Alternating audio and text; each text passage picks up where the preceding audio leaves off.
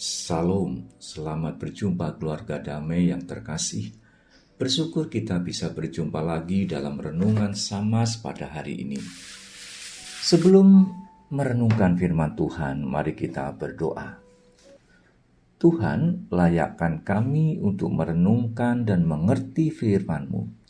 Datanglah Roh Kudus-Mu agar kami mampu membuka hati dan pikiran kami. Biarlah hanya Engkau sendiri yang dimuliakan. Amin. Renungan hari ini mengambil tema kedatangan Yesus membuat untung atau rugi. Ayat yang menjadi dasar renungan kita adalah dari Matius 8 ayat yang ke-34. Maka keluarlah seluruh kota mendapatkan Yesus, dan setelah mereka berjumpa dengan Dia, mereka pun mendesak supaya Ia meninggalkan daerah mereka.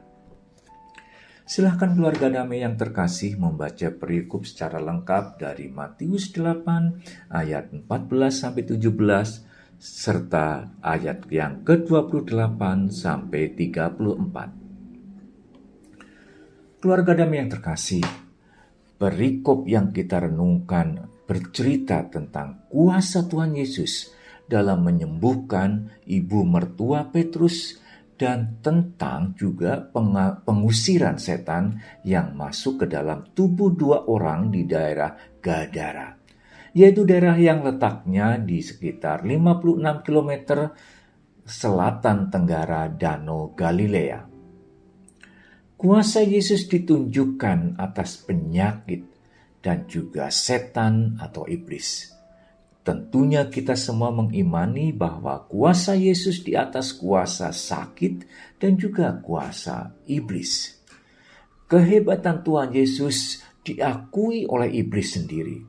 Bahkan iblis yang merasuki dua orang mengenal Yesus sebagai anak Allah. Iblis tahu benar kalau mereka tidak akan kuat melawan Tuhan Yesus.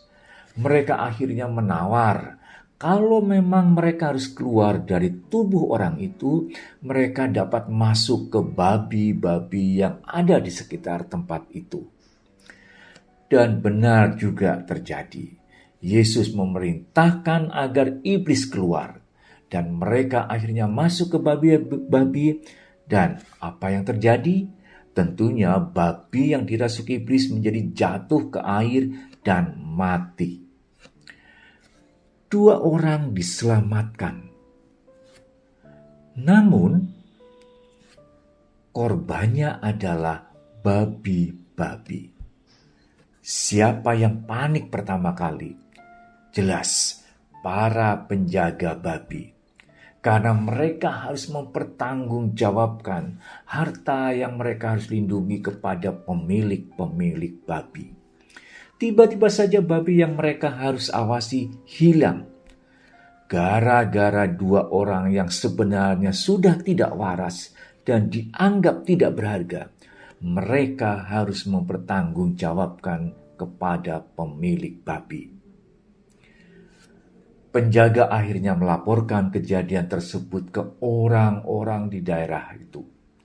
Apa yang terjadi kemudian? Masyarakat menjadi resah. Tuhan Yesus dianggap telah membuat keresahan di daerah itu. Mereka mengusir Tuhan Yesus agar keluar daerah itu.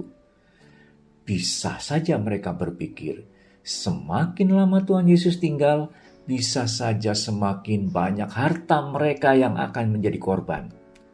Kedatangan Tuhan Yesus di daerah itu telah membuat kerugian besar bagi sebagian masyarakat. Pelajaran apa yang dapat kita petik dari kejadian itu? Saya melihat ada 3 hal yang sangat penting. Pertama adalah keselamatan manusia adalah sangat-sangat penting di hadapan Tuhan. Yesus menempatkan manusia jauh lebih berharga dari harta-harta. Dua orang yang sudah dianggap tidak berharga lagi oleh masyarakat tetap perlu dan layak untuk diselamatkan. Kedua, proses penyelamatan dapat menimbulkan isu kekhawatiran bahkan keresahan. Bukankah hal tersebut masih terjadi di masyarakat kita?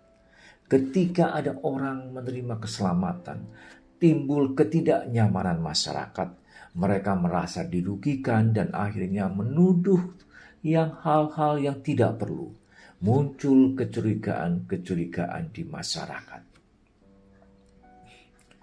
Ketika keselamatan memerlukan dukungan dari kita semua, apa yang terjadi seandainya sebagian harta kita tiba-tiba diambil demi keselamatan orang lain?